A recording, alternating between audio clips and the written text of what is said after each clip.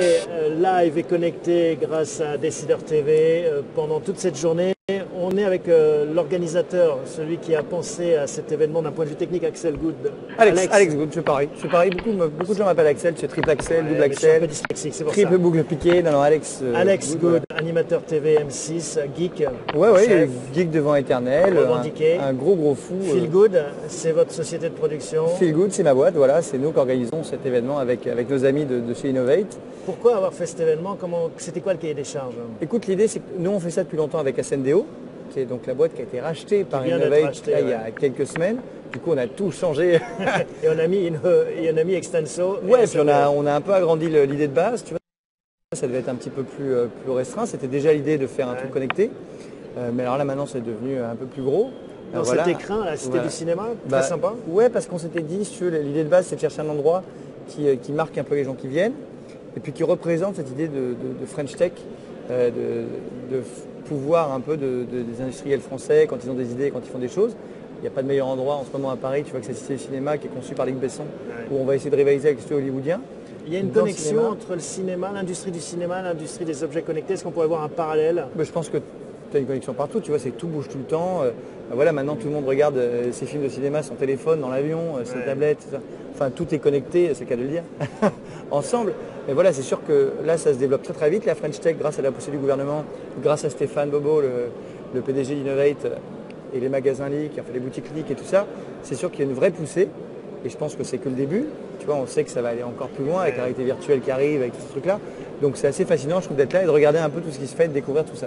Comment est-ce qu'on fabrique un événement comme ça? C'est quoi la recette? Écoute, la recette, c'est de se dire qu'il faut que les gens passent un bon moment. C'est aussi un événement business, tu vois, c'est pas ouvert au public. C'est ouvert qu'à des gens dont c'est le métier. Tu vois, j'ai même mon téléphone qui sonne parce qu'il y a des gens qui le corps disent, du business. oui, je veux rentrer, comment je fais pour rentrer? Voilà, non, c'est parce qu'il y a beaucoup de gens qui veulent voir tous les petits trucs qu'on a essayés là en French Tech. Il y a beaucoup de gens qui viennent voir ça. Donc c'est un événement business où le but c'est que tout le monde se rencontre, à la fois les fabricants, à la fois les fournisseurs, à la fois les distributeurs, et que vraiment tout le monde se dise bon c'est cool, on peut avancer ensemble. Et nous c'est l'objectif, c'est que tout le monde soit content.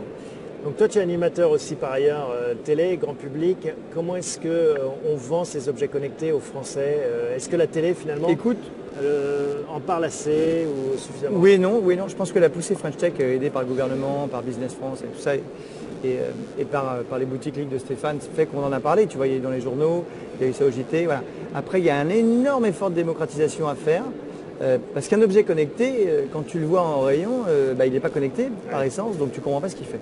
Voilà. Et c'est l'intérêt des boutiques Leak, je trouve, et c'est l'intérêt de ce que vont devoir faire à l'avenir les Auchan, les Carrefour, tous les supermarchés. Ça bouge mon téléphone, tu peux le garder si tu veux. les Auchan, les Carrefour. C'est trop connecté en fait. Ouais, les Auchan, les Carrefour et compagnie. C'est que je pense qu'ils vont être obligés d'installer des centres de démonstration des objets pour pouvoir les vendre. Ouais. Et que les gens commencent, tu vois, le drone, ça a été une explosion d'un coup. Voilà, le drone, c'est un peu le premier objet connecté qui s'est vraiment démocratisé. Si tu vas t'amuser à aller voir les stands French Tech là-bas, il y en a 2000 des trucs qui arrivent. Ouais. Donc voilà, mais c'est sûr que... Il faut faire de la pédagogie, faire de la démonstration, de la prise en main. Les gens ne comprennent pas, tu vois, c'est comme les téléphones tactiles. Au début, tout le monde a dit quelle horreur, je préfère avoir mes touches. Maintenant, les gens veulent plus de touches, ils veulent du tactile, et c'est exactement la même chose. Et je pense qu'il y a un vrai travail, mais effectivement, la télé doit le faire aussi, les journaux télé doivent le faire, les magazines d'investigation doivent le faire, tout le monde doit le faire. Tu vois, il n'y a rien de plus cool que ça, regarde. Il se promène avec sa petite planche. Un Segway sans manche. J'ai essayé, je ne me suis pas fait mal et je me suis éclaté. Mais incroyable talent même. Mais voilà, je pense que c'est vraiment génial, c'est l'avenir, et c'est...